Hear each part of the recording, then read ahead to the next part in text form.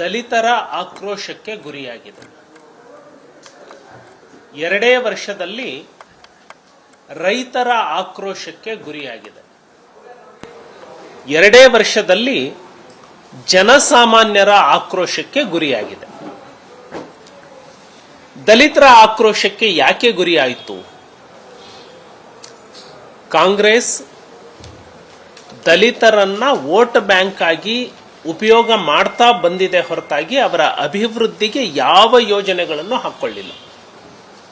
ಪಂಚವಾರ್ಷಿಕ ಯೋಜನೆಗಳು ಜಾರಿಗೆ ಬಂದರೂ ಕೂಡ 6 ಪಂಚವಾರ್ಷಿಕ ಯೋಜನೆಗಳಲ್ಲಿ ಈ ಸರ್ಕಾರ ಕಾಂಗ್ರೆಸ್ ಏನು ಆಡಳಿತವನ್ನ ನಡೆಸ್ತು, ಪರಿಶಿಷ್ಟ ಜಾತಿ ಪರಿಶಿಷ್ಟ ವರ್ಗಗಳಿಗೆ ಯಾವುದೇ ಯೋಜನೆಗಳನ್ನು ರೂಪಿಸಿರಲಿಲ್ಲ.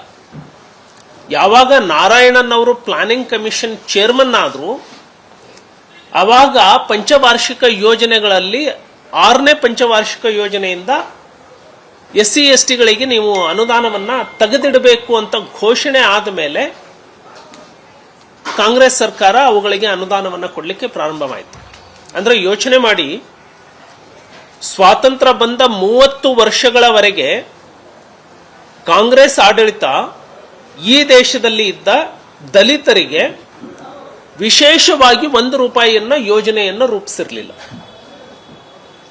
ಆದರೆ ಆ ಧೋರಣೆ ಈಗಲೂ ಮುಂದುವರೆದಿದೆ. SCP TSP ಹಣ 3 ವರ್ಷದ ಬಜೆಟ್ನಲ್ಲಿ 35,000 ಕೋಟಿ ದುರ್ಬಳಕೆಯನ್ನ ಮಾಡಿ ಅನ್ಯ ಯೋಜನೆಗಳಿಗೆ ಬಳಸಿಕೊಂಡಿದೆ. ಇದು SC ST ಗಳಿಗೆ ಮಾಡಿರೋ ಅನ್ಯಾಯ ಅಲ್ವಾ? ಇದೇ ಹಿಂದೆ ಬೊಮ್ಮಾಯಿಯವರ ಸರ್ಕಾರದ ಅವಧಿಯಲ್ಲಿ ಪರಿಶಿಷ್ಟ ಜಾತಿ ಮತ್ತೆ ಪಂಗಡದವರಿಗೆ ಅನ್ಲಿಮಿಟೆಡ್ ಮನೆಗಳು ಗ್ರಾಮ ಪಂಚಾಯಿತಿಯಲ್ಲಿ ಇರ್ತಿದ್ವು, ಬಸವ ವಸತಿ ಯೋಜನೆಯ ಅಡಿಯಲ್ಲಿ. ಸಿದ್ದರಾಮಯ್ಯನವರು ಮಂಡಿಸಿದ 2ನೇ ಅವಧಿಯ 3 ಬಜೆಟ್ನಲ್ಲಿ ಬಸವ ವಸತಿ ಯೋಜನೆಯ ಅಡಿಯಲ್ಲಿ 1 ರೂಪಾಯಿ ಅನುದಾನ ಕೊಡಲಿಲ್ಲ. ಇವನ್ ಸಿಂಗಲ್ ಮನೆ ಮಂಜೂರು ಮಾಡಲಿಲ್ಲ. ಏನು ಆನ್ಗೋಯಿಂಗ್ ಪ್ರಾಜೆಕ್ಟ್ಸ್, ಹಿಂದಿನ ಸರ್ಕಾರದ ಆನ್ಗೋಯಿಂಗ್ ಪ್ರಾಜೆಕ್ಟ್ಸ್ ಇದಾವೆ, ಅವುಗಳಿಗೆ ದುಡ್ಡು ಬಿಡುಗಡೆ ಮಾಡಲಿಕ್ಕೂ ಇವರಿಗೆ ಸಾಧ್ಯ ಆಗ್ತಾ ಇಲ್ಲ. ಬೊಮ್ಮಾಯಿಯವರು ಪರಿಶಿಷ್ಟ ಜಾತಿಯ ಮಕ್ಕಳು ವಿದ್ಯಾವಂತರಾಗಬೇಕು ಅಂತ ಹೇಳಿ 900 ಕೋಟಿ ರೂಪಾಯಿಗಳನ್ನ ವಿದ್ಯಾರ್ಥಿ ನಿಲಯಕ್ಕೆ ತೆಗೆದಿಟ್ಟಿದ್ರು. ಆ ಅನುದಾನವನ್ನ ಹಿಂಪಡೆದಿದ್ದಾರೆ.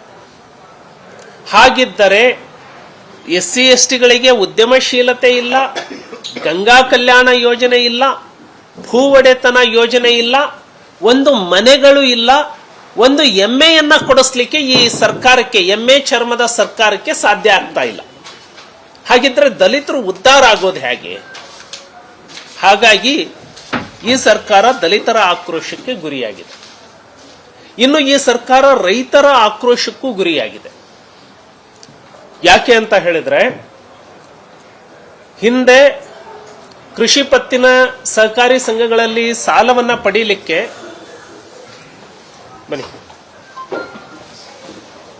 ಕೃಷಿ ಪತ್ತಿನ ಸಹಕಾರಿ ಸಂಘದಲ್ಲಿ ಸಾಲವನ್ನ ಪಡೀಲಿಕ್ಕೆ ಜಸ್ಟ್ ಒಂದು ರಿಕ್ವೆಸ್ಟ್ ಅನ್ನ ಕೊಟ್ಟರೆ ಸಾಕಾಗಿತ್ತು.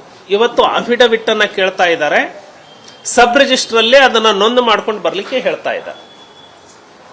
ರೈತರಿಗೆ ಅಕ್ರಮ ಸಕ್ರಮ ಯೋಜನೆ ಅಡಿಯಲ್ಲಿ ಬಿಜೆಪಿ ಸರ್ಕಾರ ಆಡಳಿತದಲ್ಲಿ ಇದ್ದಾಗ 30,000 ರೂಪಾಯಿಗೆ ಒಂದು ಟ್ರಾನ್ಸ್ಫಾರ್ಮರ್ ಸಿಕ್ತಿತ್ತು. ಇವತ್ತು ಒಂದು ಟ್ರಾನ್ಸ್ಫಾರ್ಮರ್ಗೆ 3 ಲಕ್ಷ ರೂಪಾಯಿ ಒಬ್ಬ ರೈತ ಖರ್ಚು ಮಾಡಬೇಕಾಗಿದೆ. ಯಾವುದೇ ಬಾಂಡ್ ಪೇಪರ್ಗಳನ್ನ ತಗೊಳ್ಬೇಕು ಅಂದ್ರೆ 50 ರೂಪಾಯಿ ಇದ್ದಿದ್ದು 500 ರೂಪಾಯಿ ಆಗಿದೆ.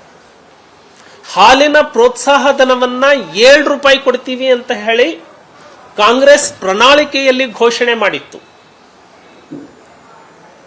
ಪ್ರೋತ್ಸಾಹ ಧನವನ್ನ ಪ್ರಾರಂಭ ಮಾಡಿದ್ದು ಸನ್ಮಾನ್ಯ ಯಡಿಯೂರಪ್ಪನವರು. ಅದು 5 ರೂಪಾಯಿವರೆಗೆ ಪ್ರೋತ್ಸಾಹ ಧನ ಇದೆ. ಈ ಕಾಂಗ್ರೆಸ್ ಚುನಾವಣೆಗೆ ಮುಂಚೆ ಪ್ರಣಾಳಿಕೆಯಲ್ಲಿ 5 ರೂಪಾಯಿ ಪ್ರೋತ್ಸಾಹ ಧನವನ್ನ 7 ರೂಪಾಯಿ ಕೊಡ್ತೀವಿ ಅಂತ ಹೇಳಿದ್ರು. 7 ರೂಪಾಯಿ ಕೊಡೋದು ಸಾಯ್ಲಿ, ಕೊಡಬೇಕಾಗಿದ್ದಂತಹ ಪ್ರೋತ್ಸಾಹ ಧನವನ್ನೇ 5 ರೂಪಾಯಿ ಕೊಡ್ತಾ ಇಲ್ಲ.